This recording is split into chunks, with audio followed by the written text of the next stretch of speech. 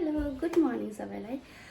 आजको म किन भिडियो बनाएको भने भोलि चाहिँ मेरो बुढोको बर्थडे छ हो र मैले भनिहालेँ उसलाई यस्तोमा इन्ट्रेस्ट छैन बर्थडे मनाउनु केक काट्नु उसलाई त्यस्तो रहरै छैन र म चाहिँ आज उसलाई एउटा सानो गिफ्ट दिनु पऱ्यो भनेर चाहिँ त्यस्तो धेरै त सक्दैन जुन चाहिँ हामीले प्लान गरेको थियो र त्यो चाहिँ एकदमै धेरै महँगो भएर के सकेन र हामीले चाहिँ त्यसलाई छोडिदियो।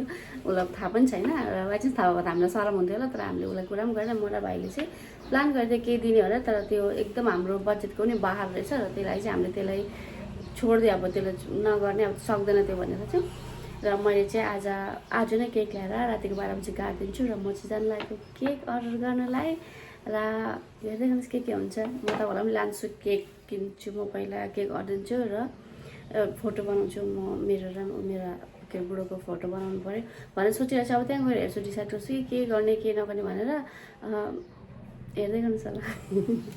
र मैले तपाईँहरूलाई भन्थेँ नि जस्तो के मार्केटहरू यस्तो भयो भने चाहिँ मेरो लागि चाहिँ घरको आँगन जस्तो लाग्छ। मलाई चाहिँ छेउमै हो म त्यस्तो साह्रो उयो भएर चाहिँ जान्दिनँ कि त्यस्तो गर्दैन किनभने मलाई चाहिँ लाग्छ कि स्कुटीमा जाने त हो भनेर त्यति साह्रो रेडी हुँदैन म अलिअलि।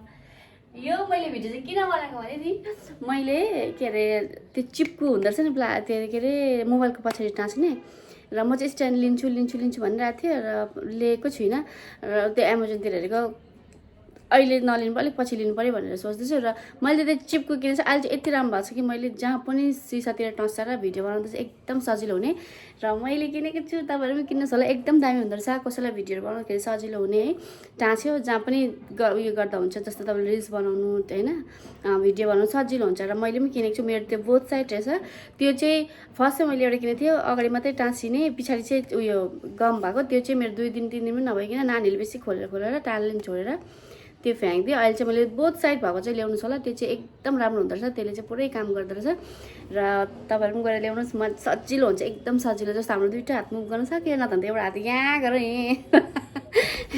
त्यहाँबाट म निस्केको थियो गिफ्ट किन्नु भनेर यति डेन्जर पानी परेर म त त्यहीँ फसेँ के पनि किन्नु पाएन मैले र फेरि म र बहिनी चाहिँ गयो आफ्टर लन्च। त्यहाँदेखि चाहिँ हामीले गिफ्ट किनेर आएर पुरा भोक लागेर फेरि हामी गयौँ KFC र त्यहाँबाट चाहिँ हाम्रो पापाको रियाक्सन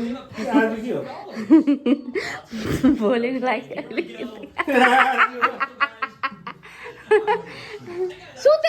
हाम्रो चाहिँ प्लानिङ यस्तो चौपट भइदिएको किनभने हामीले चाहिँ 12 बजी केक काट्ने भनेर सोचेको थियो तर हामी त मजाले सबैजना निदाएछ र हामीले चाहिँ बर्थडेको दिनमा बिहान मर्निङमा केक काटिदिएको थियो र यो चाहिँ मेरो तर्फबाट थियो गिफ्टहरू जति पनि छ किनभने म चाहन्छु कि जे म मेरोबाट हुन्छ है म गरिदिन्छु।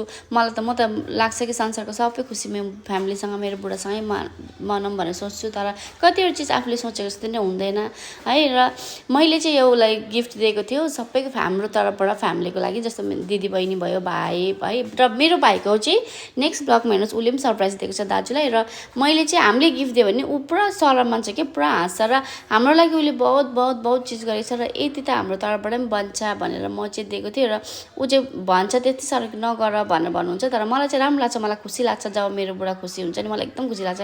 बुढा के मेरो सबै जो पनि फ्यामिली मेरो खुसी हुन्छ मलाई एकदम राम्रो लाग्छ। झै झगडा नगरोस् मिलेर बस् म त त्यही भित्रबाट म त्यही प्रे गर्छु र उसको रियाक्सन हेर्छु। ह्यापी बर्थडे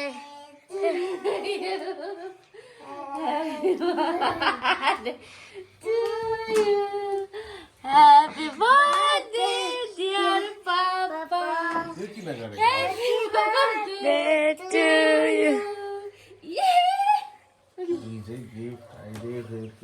इतना तो बनता है यार। हिजो केक बात नहीं लगी फिर हिजो केक था। वाव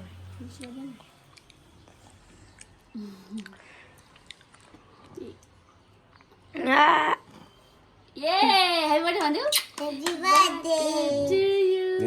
Happy birthday. Happy birthday to you. Happy birthday to you. Happy birthday, dear Papa. Happy birthday to you. Clap कर भाई.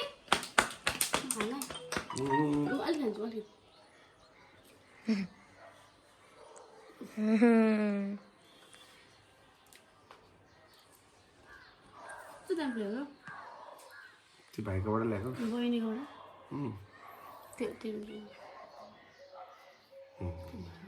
काका खै काका